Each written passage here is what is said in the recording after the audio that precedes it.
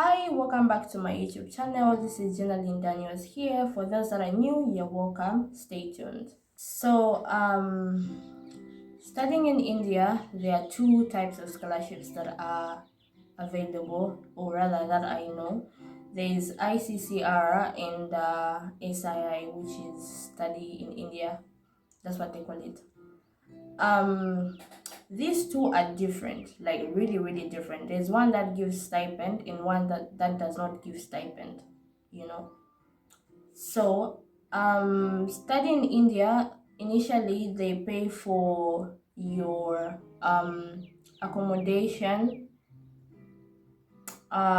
your school fees and food. Yeah, but they do not give you stipend. But for ICCR, they will give you stipend and the rest that studying in India offers you.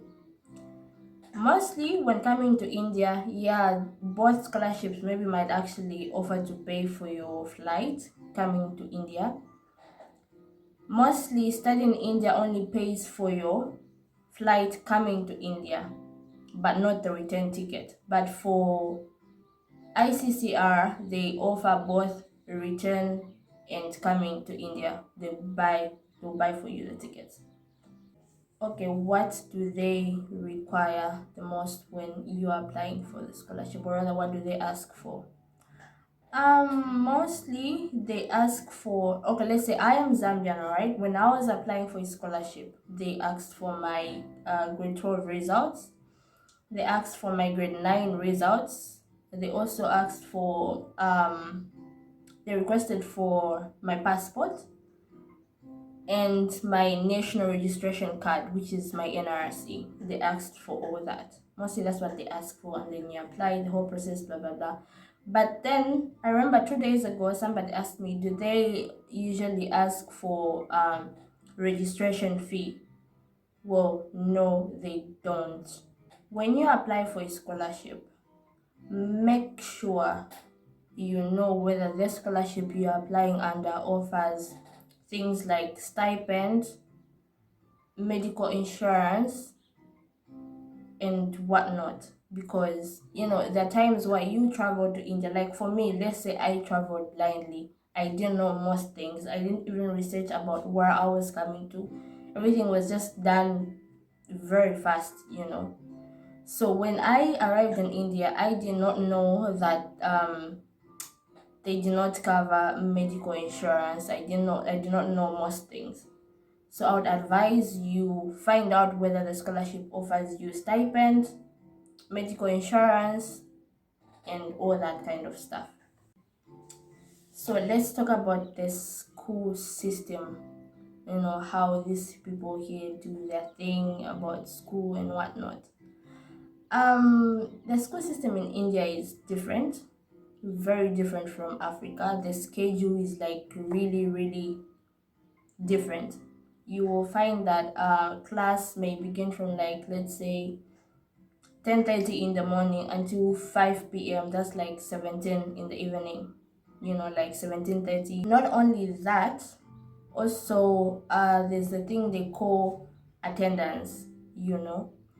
Like they would say, if you do not attend classes, you might not write exams. Your attendance is supposed to be like 75% for you to be able to write exams. Yeah. Not only that, but also make sure you know that the scholarship you have applied for, find out if they are going to offer you stipend. Make sure you know that too, and also find out if they are going to cover your medical bills, like medical insurance and all that kind of stuff. Because there are times when you arrive in India, you find that you get sick. Maybe you don't have money from home and all that, and then the school won't do anything. They will not help you whatsoever. Only your friends and family can help you. So you make sure you find out whether the scholarship covers for your medical insurance, whether the scholarship offers stipend. Make sure you find out before coming to India. So before coming to India, make sure you know exactly what course you are coming to study.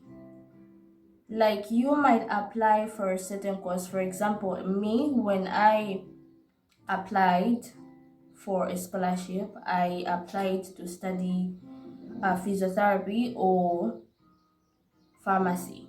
You get. So when I received the acceptance letter, it was saying I got a scholarship under Bachelor of Science in Mathematics. So I called the school. They told me, okay, it's fine. If that's not what you applied for, it's fine. But when you come here, we'll change that for you. You will get the course that you exactly want. I was like, okay, fine, fine. Then I will travel. It's all right. So when I arrived here, everything else changed.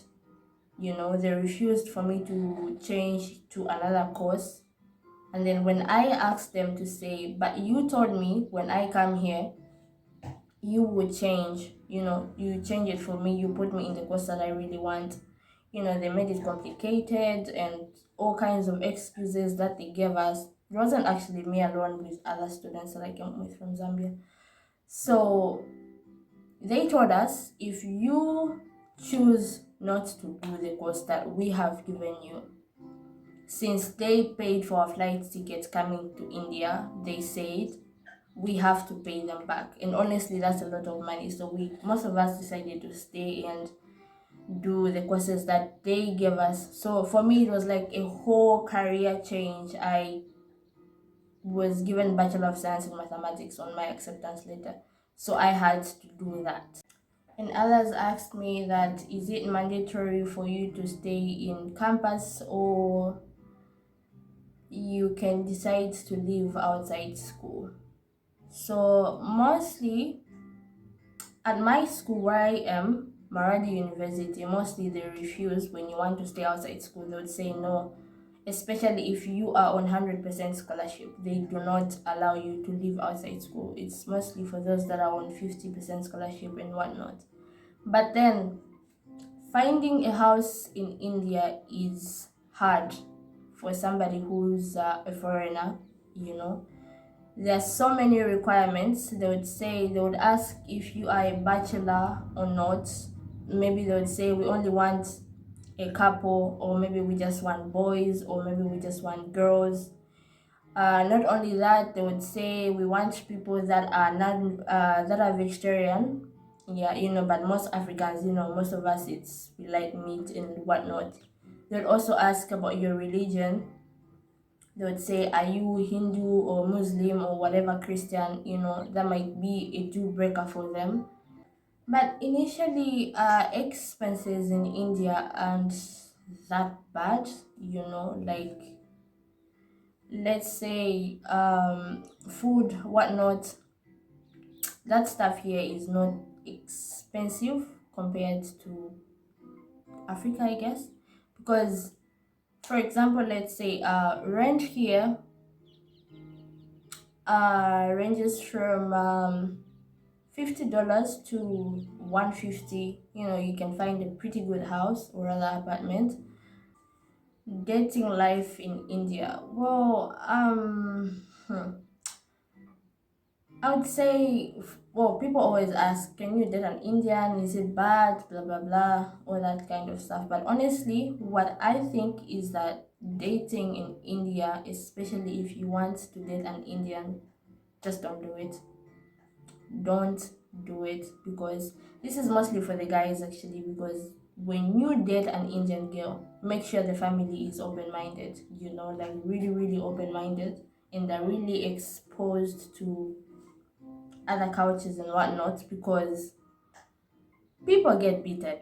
The guys, you find you might be dating an Indian girl, and then when the parents find out, it's either you get locked up or get beaten.